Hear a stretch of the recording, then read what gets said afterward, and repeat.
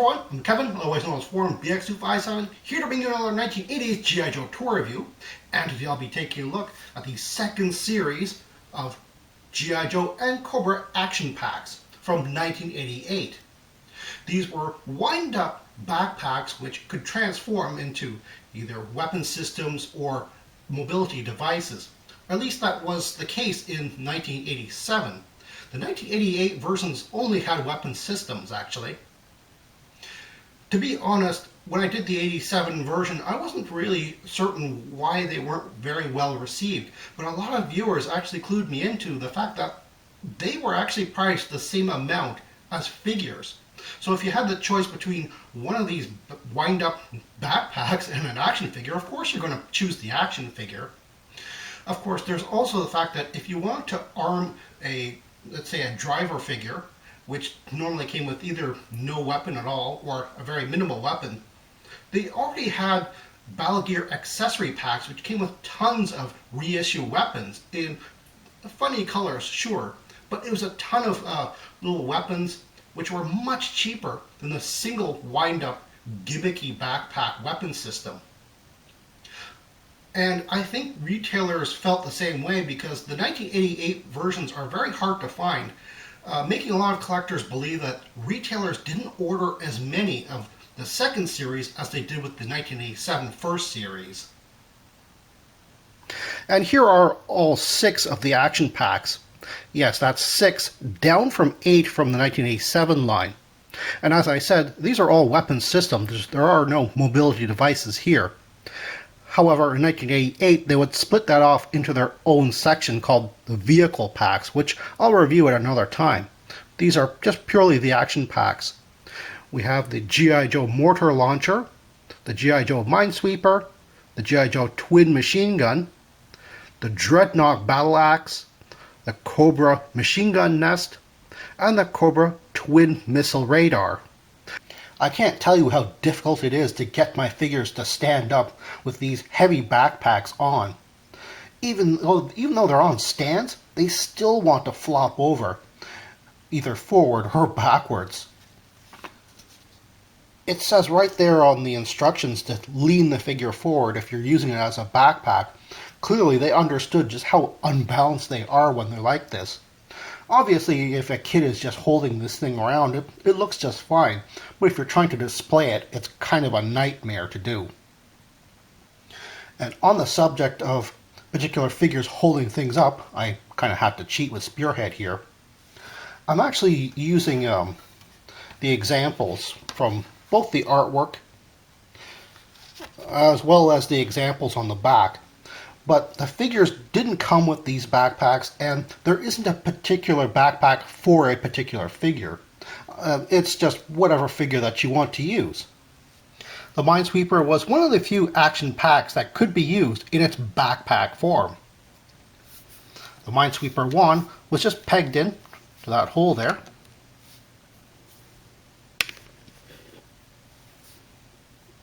With this peg on the side. So these parts here are actually hand grips for the figure.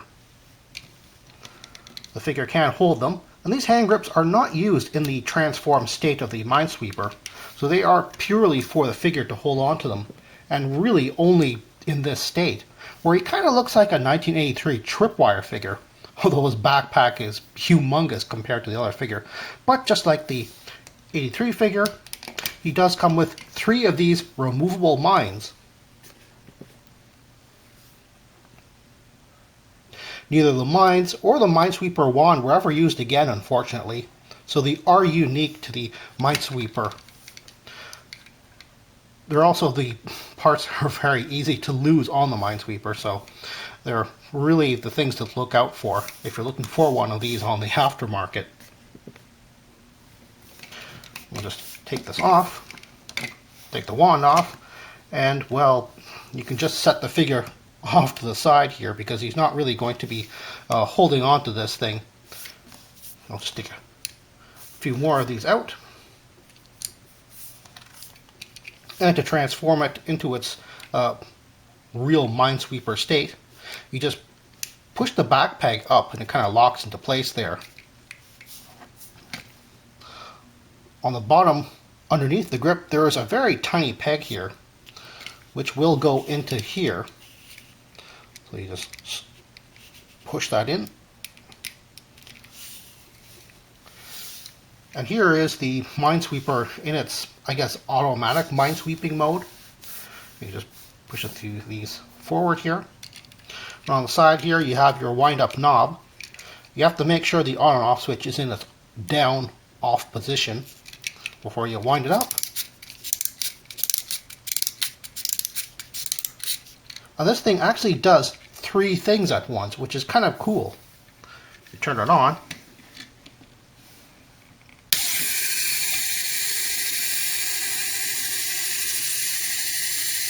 And as you saw, not only does it move forward with its little rolling wheels, and not only did this thing actually sweep back and forth, but what you probably couldn't tell was that this little indicator also moves back and forth as well. So I'll just show you that.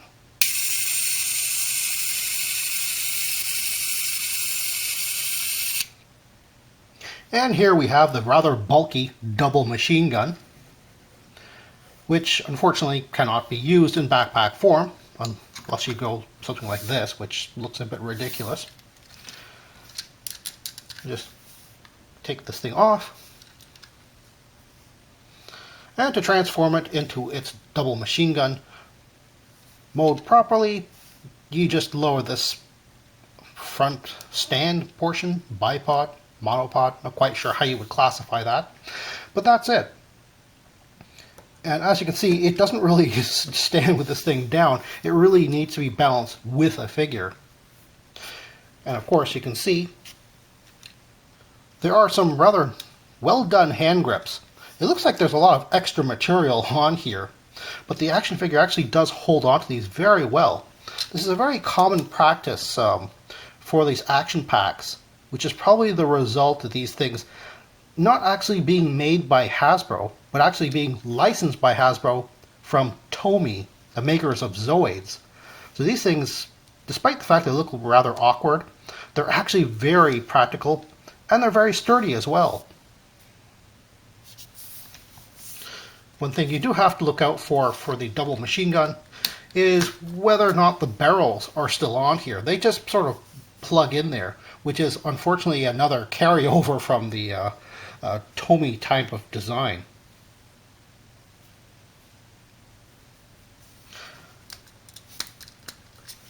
However, in order to activate this thing, you just make sure the on-off button is its down-off position before winding this thing up.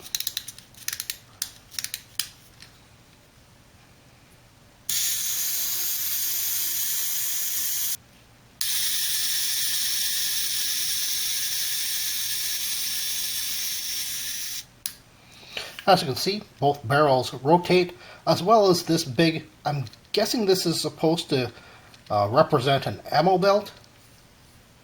That rotates as well. Next, and the final G.I. Joe action pack, is the Mortar Launcher, which actually makes history as the 1980s G.I. Joe's very first projectile firing accessory weapon.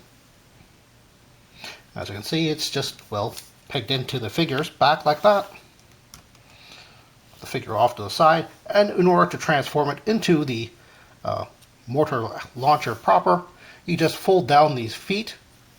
They're for some strange reason they're not really connected to each other, or even to the thing itself. There really should be a proper mushroom peg there, but they're not.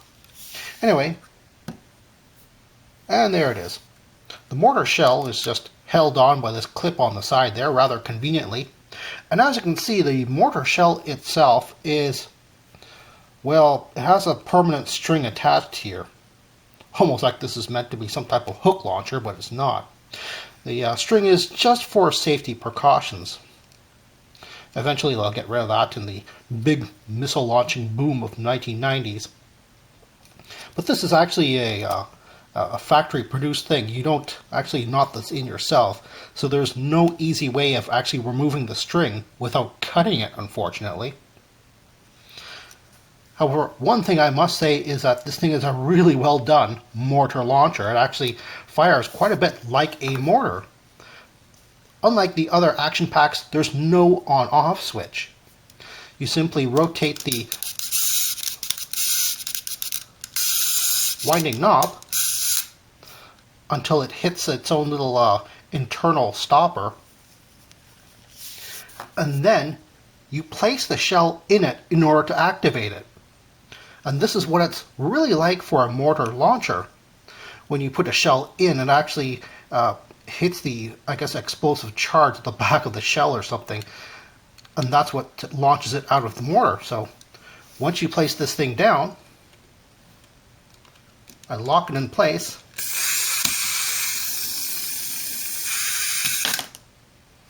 it does it automatically after like 3 seconds, like a real mortar. That's really cool.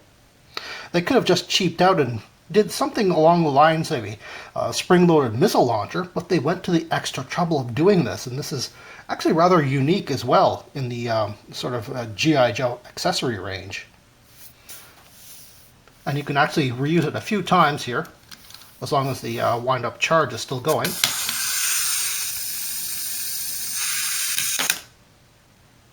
This thing probably would have fired quite far, in fact, if it weren't for this rope. Like the double machine gun, it does have handholds for the figure to simulate the actual direction and fire of this thing. But because of the way the feet are, it isn't really necessary for the balance.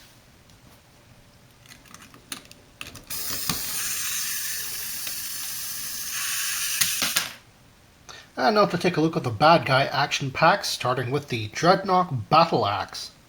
One of the last Dreadnok items actually made for the G.I. Joe vintage line. The Dreadnok Battle Axe seems to be designed to be used mounted on the figure almost as well as it is just by itself. But it almost seems to me to be actually better utilized when it's on the figure. Take a look at the actual battle axe itself. It's actually just mounted on these clips on the side here. And this is one thing which is often missing on the battle axe motorized backpack, the axe itself, unfortunately. It does look like it's from a completely different toy line. As a matter of fact, the way this thing operates is rather a lot like something out of He-Man and the Masters of the Universe, rather than something out of the G.I. Joe line. In order for it to be used in the backpack form, you just have to make sure that this pintle, if it's not facing forward, to actually face it forward, and then to attach the axe to it. And well, the axe can be put in various positions because this thing is not a round peg but actually square, so you do have to make sure that it has a blade side down, because that would make a bit more sense, you know, for an axe. And it actually has its wind-up mechanism down there. And you have to make sure that this thing is in the off position, which is, I guess, in this orientation forward. That's its off position. And you just rotate it a few times. And then when you turn it on,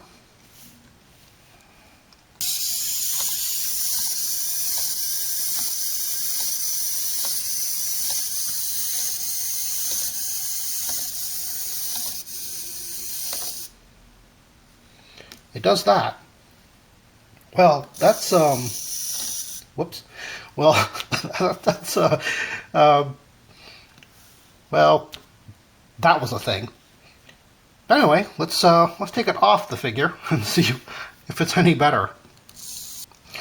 Okay, just taking it off the figure, put him off to the side. And now what you do is you open this bit here to make a like basically a flat surface. I do have to admit though, if you imagine these things to be eyes, and this is kind of like a bridge to a nose, and this thing is a jaw, it's kind of like a big mechanical robot devil head. I don't know. I'm not sure if that was intentional or what, but that's kind of strange and kind of scary. Anyway, this thing forward in the off position, rotate it a bit more, and as you can see, this thing does have handholds on here.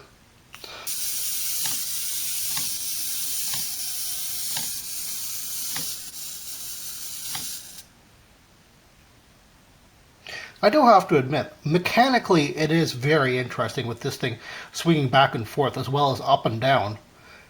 And it is quite a bit of force that this thing is actually using, so the figure actually does have to kind of hold on to this thing, or else this thing will just kind of shake all over the place. So while I do appreciate the engineering of this thing, it's still really goofy.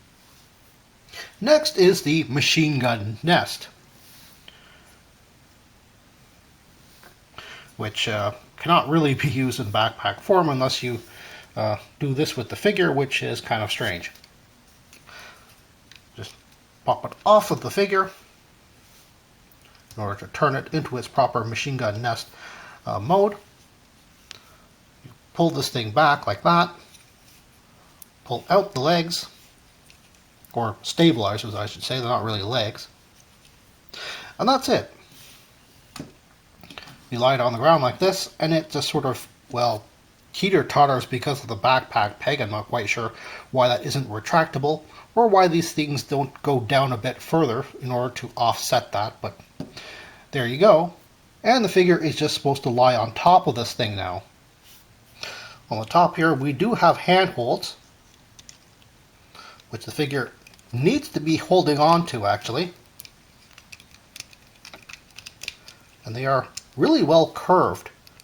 They're actually better curved for the for a particular type of curving of the hands that most G.I. Joe figures are actually molded with. And the barrel actually does have some articulation. It kind of does go up and down a little bit. But in order to activate this thing, we have the knob right there on the front there. And make sure the switch is in its off position, which is forward. And you rotate this.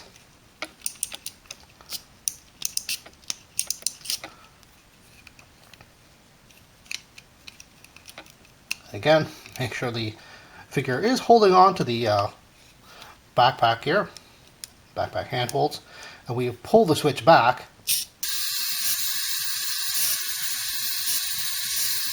I do have to say this is the least impressive of the backpacks of the second year, and quite frankly my least favorite as well. It doesn't work very well, and well, the front shield comes off and the legs pop off as well. So these are all things which just fall off of the machine gun nest, which you do have to find on the aftermarket if you're trying to find a complete one. And last but not least is the Cobra Twin Missile Radar. Now, I suppose you can use it as a backpack mounted missile system, rather a lot like the 1987 Fast Draw. Unfortunately, the radar dish on the top, while it does fold up, even in this version, it does face backwards, which is not really that useful to the figure facing forward. But you do have the use of the missiles themselves in either format. Tomy wisely molded the pegs on either side, so while the missiles do look a little awkward, these things are often missing on the aftermarket versions of the Twin Missile Radar, so these aren't side specific. You can just plug them into either side and that's okay.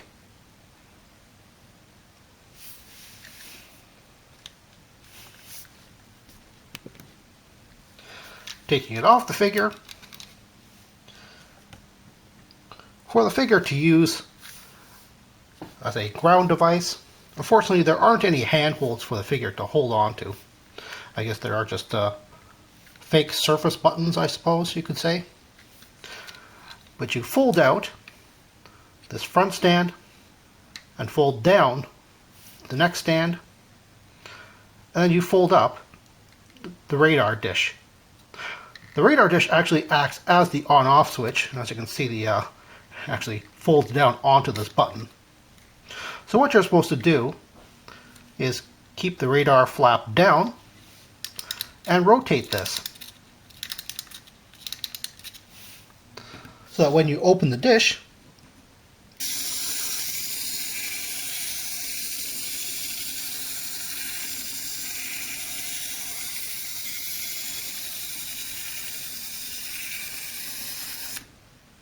it simulates the missiles rising and lowering into position, I guess, automatically. Or if your figure is sort of hunched over, as if you were at the controls. You can pretend that he's adjusting the target. But that's not the only thing that moves when the dish is up.